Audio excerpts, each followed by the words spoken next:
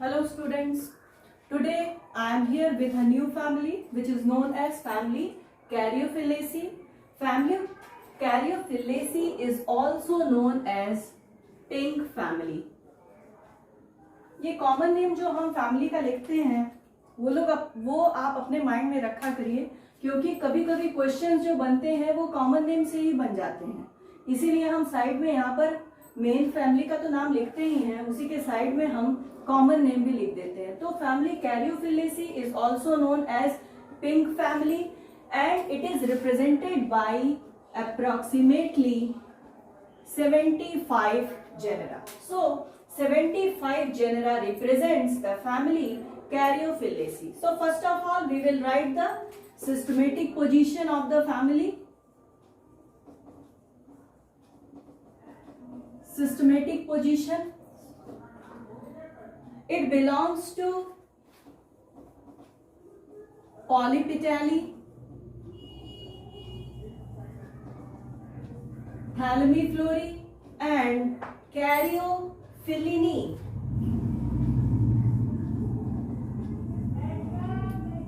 कभी कभी क्या होता है, आप ऑर्डर के नेम्स में जनरली एल्स लगा होता है, लेकिन यहाँ पर आप देख रहे हैं कि एल्स नहीं लगा है, फैमिली का ही नाम है, उसमें इनी जोड़ दिया गया है, तो ये हो गया है कैरियोफिलिनी, यही इसका क्या है, ऑर्डर है। So family caryophyllaceae belongs to the order caryophyllineae. Now I will start the description of the family.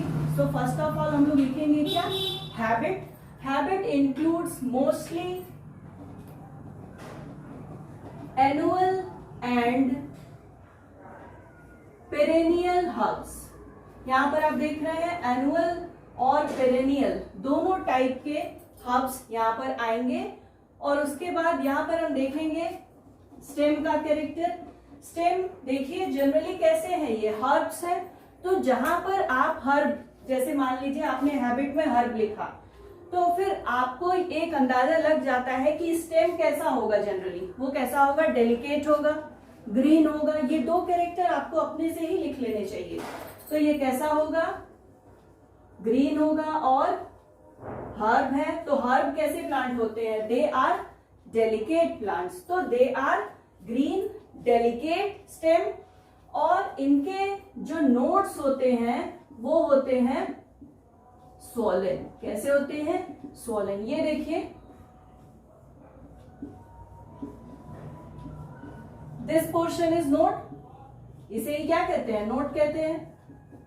तो इनका जो नोड होता है वो कैसा होता है, सॉलिन होता है। अगर आप उसको टच करके देखेंगे तो बाकी जो स्टेम होगा, जो इंटरनोड होगा, उसकी तुलना में जो नोड वाला पोर्शन होगा वो थोड़ा सा कैसा होगा, सॉलिन होगा, फुला हुआ होगा।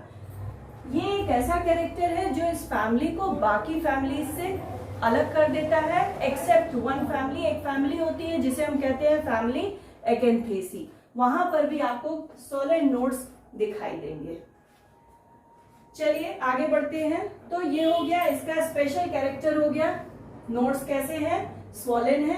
अब हम देखेंगे लीफ। रूट कैसा होगा, root will be branched, tap root.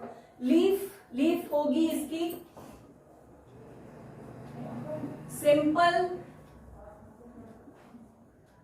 Opposite और लीनियर टू लैंसियोलेट। इसका जो शेप होगा वो कैसा होगा, linear to lanceolate. Lanceolate means होता है लेंस शेप्ड, इस तरह की इनकी जो पत्तियां होंगी वो कैसी होंगी, ऐसे लैंसियोलेट। तो लीनियर टू लैंसियोलेट, और they are usually exstipulate. यहां पर स्टिप्यूल्स क्या होंगे, एब्सेंट होंगे। जनरली स्टिप्यूल्स आपको यहां पर नहीं दिखाई देंगे। इसके बाद है इन्फ्लोरेसेंस। इन्फ्लोरेसेंस इनका जो होता है वो जनरली होता है सॉलिटरी टर्मिनल। टर्मिनल पोजीशन पर single flower is present, then the inflorescence is known as solitary terminal. या कभी कभी कहीं कहीं आपको दिखाई देगा कि डाइकेजियल साइन भी आपको दिखाई देगा। ये देखिए डाइकेजियल साइन ऐसे होता है, दो फ्लावर ऐसे, इसको क्या कहेंगे, डाइकेजियल साइन कहते हैं। तो ये हो गया इन्फ्लोरेसेंस के बारे में। अब हम देखेंगे फ्लावर का character.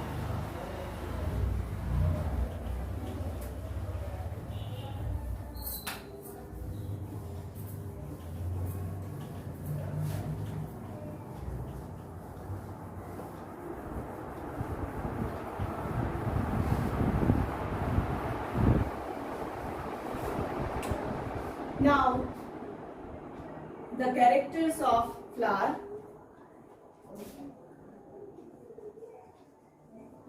The flower is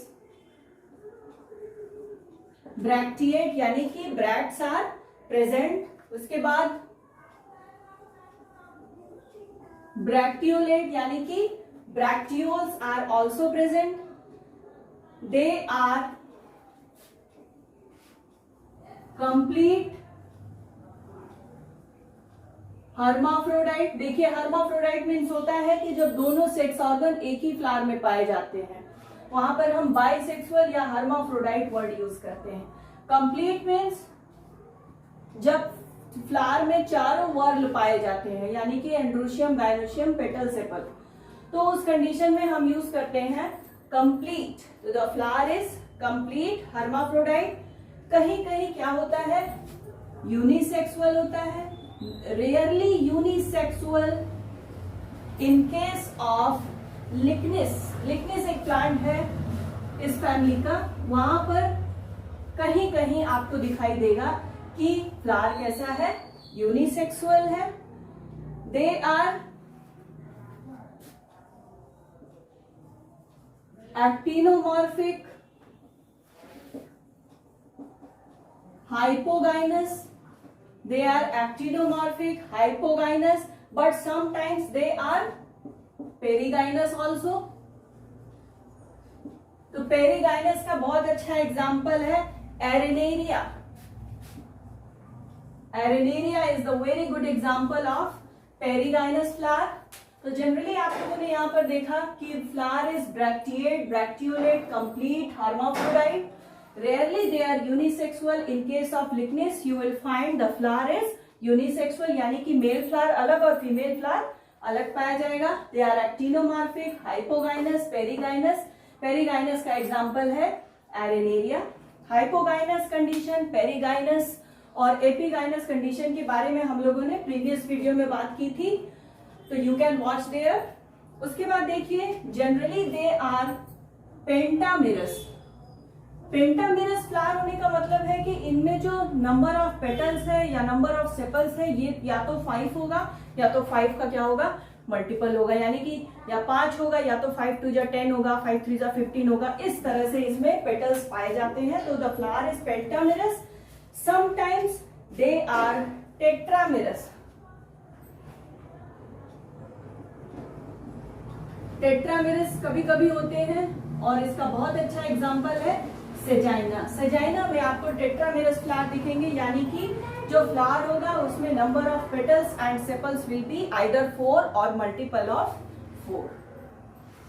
now this is the floral character. Now some points about calyx. तो जनरली आपने देख रहा है यहाँ पर कैसा है, पेंटामेरस है, तो there will be 5 sepals and these sepals are free together. Therefore यहाँ पर कौन सी कंडीशन होगी, पॉलीसेपलस कंडीशन होगी, यानी कि सेपल्स आर फ्री और दे आर परसिस्टेंट होते हैं. यहाँ पर आप देखेंगे कि जो कैलिक्स होते हैं वो परसिस्टेंट होते हैं. परसिस्टेंट कैलिक्स का मतलब है कि जैसे आप देखते हैं बैगन में, टमाटर में, मिर्चे में, जो ऊपर उसका जो टोपी की तरह स्ट्रक्चर होता है ग्रीन कलर का, वो उसका कैलिक्स ही होता है, जो क्या होता है फ्रूट फॉर्मेशन के समय गिरता नहीं है, बल्कि वो क्या कर जाता है, परसिस्ट किए रहता है. तो यहाँ पर आपने देखा कि कैलिक्स कैसे हैं, परसिस्टेंट टाइप के पाए जा रहे हैं. तो अगर आपको कहा जाए तो आप सोलेनेसी और कैरियोफिलेसी में एक कॉमन कैरेक्टर आप लोगों ने देखा कि यहाँ पर कैलिक्स कैसे हैं, परसिस्टेंट टाइप के हैं. फैमिली सोलेनेसी में भी परसिस्टेंट कैलिक्स पाए जाते हैं और फैमिली कैरियोफिलेसी में भी परसिस्टेंट कैलिक्स आर प्रेजेंट. अब यहाँ पर जो एस्टिवेशन है वो है कुंकुंशियल टाइप का. एस्टिवेशन के लिए हम लोगों ने एक अलग वीडियो बनाया था आप लोगों के लिए, उसको एक बार आप लोग देख लीजिएगा, तो आप लोगों का जो एस्टिमेशन वाला टॉपिक है वो क्लियर हो जाएगा। Now after this Corolla,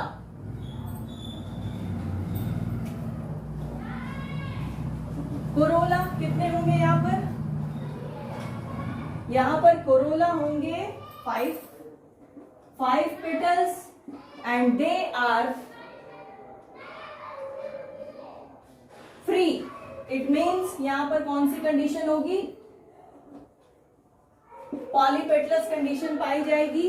and corolla characters include, sometimes आप देखेंगे यहां पर जो पेटल होता है वो डिफरेंशिएटेड होता है क्लॉ एंड लिम्ब में। तो यहां पर जो पेटल है वो क्या है, it is differentiated into claw and limb. ये देखिए पेटल है ना, ऐसे ऐसे ऐसे आपको क्लॉ दिखाई देगा। क्लॉ मीन्स पंजा, तो ये देखिए इसे क्लॉ कहते हैं, और ये जो पोर्शन है this is known as limb.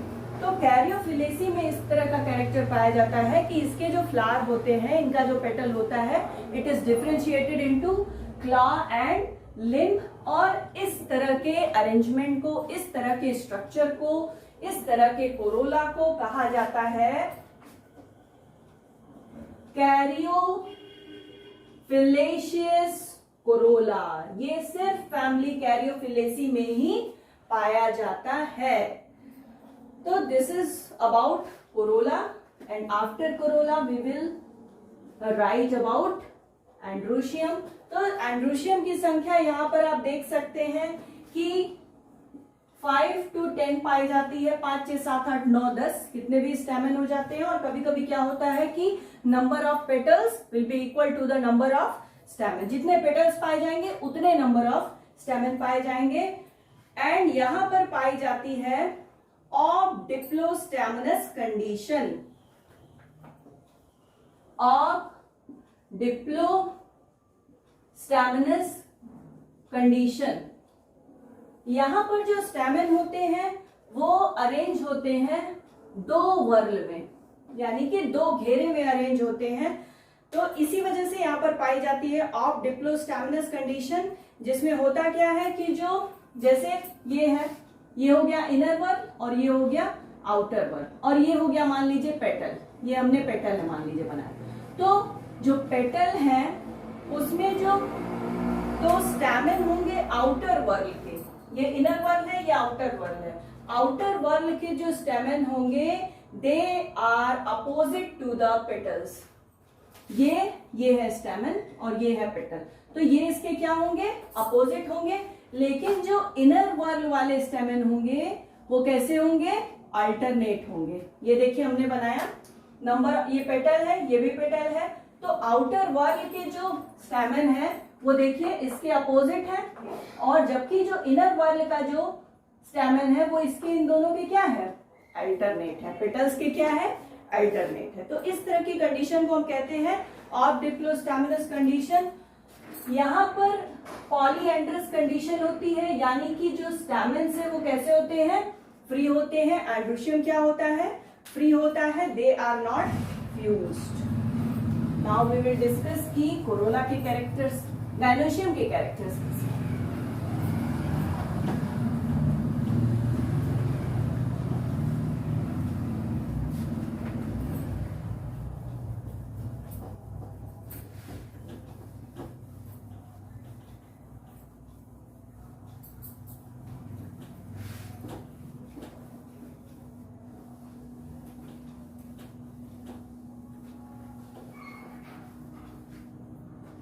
चलिए देखते हैं गायनोशियम के कैरेक्टर्स।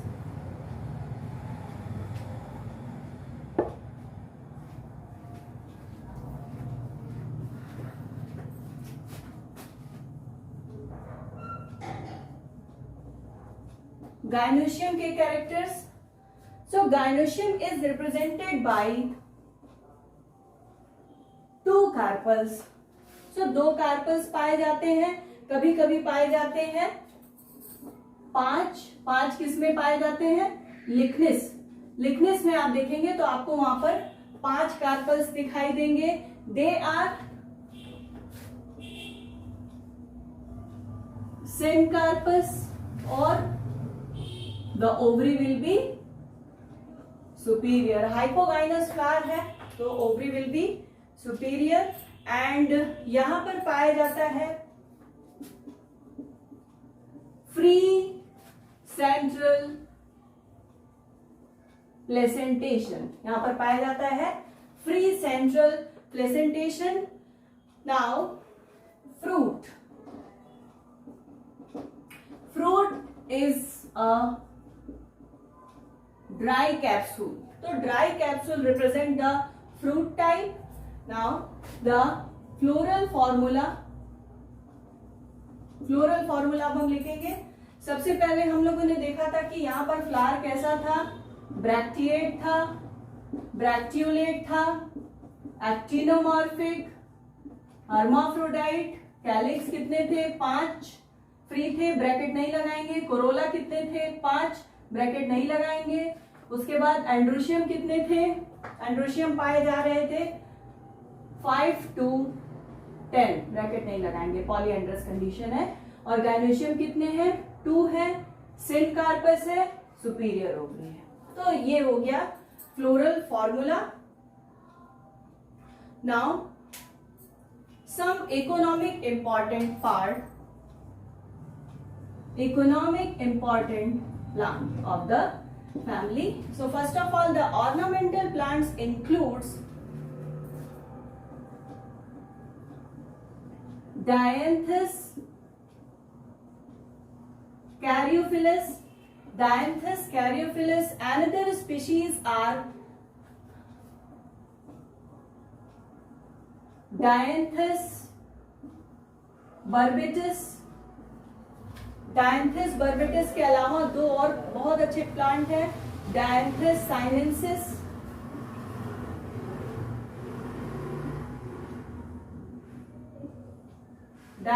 साइनेंसिस, और एक प्लांट और है जिसके फूल काफी खूबसूरत होते हैं, dianthus प्लूमेरियस.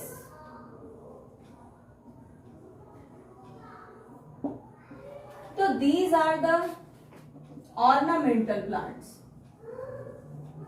Now some medicinal plants I am writing here. See, Dianthus anatolicus.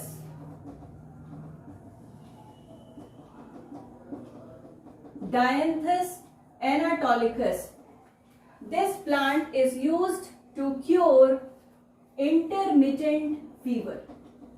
Intermittent fever में काफी हेल्पफुल होता है ये plant, dianthus एनाटोलिकस.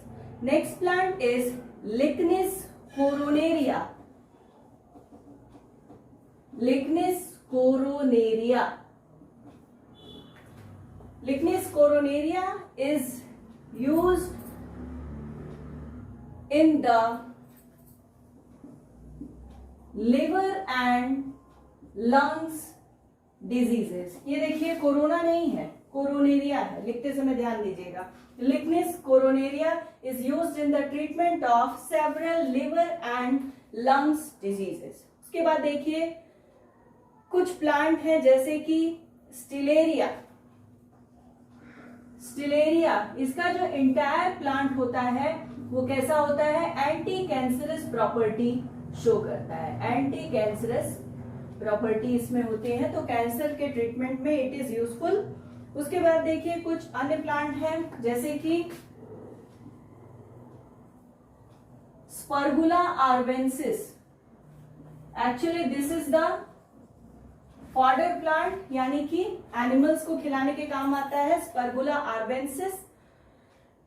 Perfume is obtained from the flowers of dianthus caryophyllus. तो ये जो प्लांट है dianthus caryophyllus, it is also used to obtain the perfumes. So this is the several economically important plant, and that's all about the family Caryophyllaceae. So in the next class we will meet with a new family. Till then, thank you.